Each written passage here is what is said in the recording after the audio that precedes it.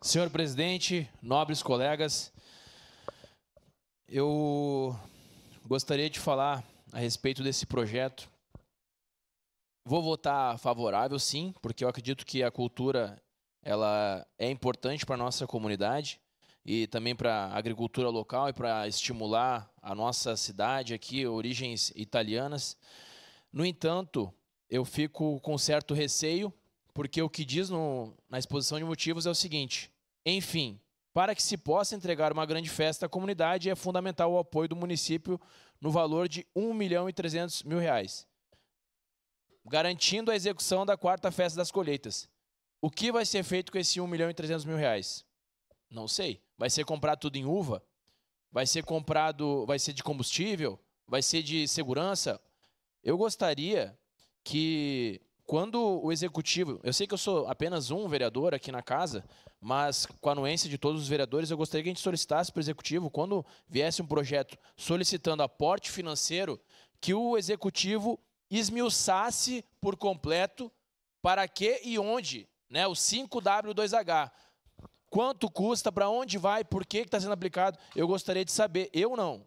A população, os 500 mil habitantes da cidade, gostariam de saber como estão sendo aplicados esses R$ 1.300.000.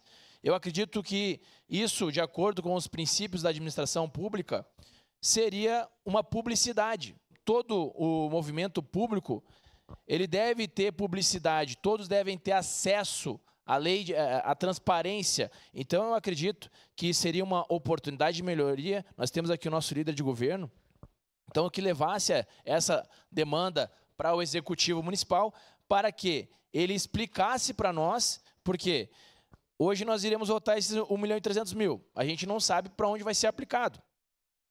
Então, todo mundo está aqui aprovando um cheque para a festa das colheitas. E aonde vai ser aplicado? Ninguém sabe. Todo mundo só vai aprovar, vai lá para a festa, vão realizar a festa, mas o balanço, quando eu vou apresentar um projeto e eu quero solicitar um recurso do governo, eu tenho que apresentar 3 orçamentos, eu tenho que apresentar o plano, onde vai ser aplicado, como vai ser feito, para eu solicitar recurso. Nesse caso, não. Nesse caso, só chegou aqui para a gente aprovar. E nós somos colocados contra a parede. Todo município está precisando de recurso. Eu sei que esse montante, comparado ao que o município tem para administrar, é um recurso pífio, muito pequeno, né? A gente não...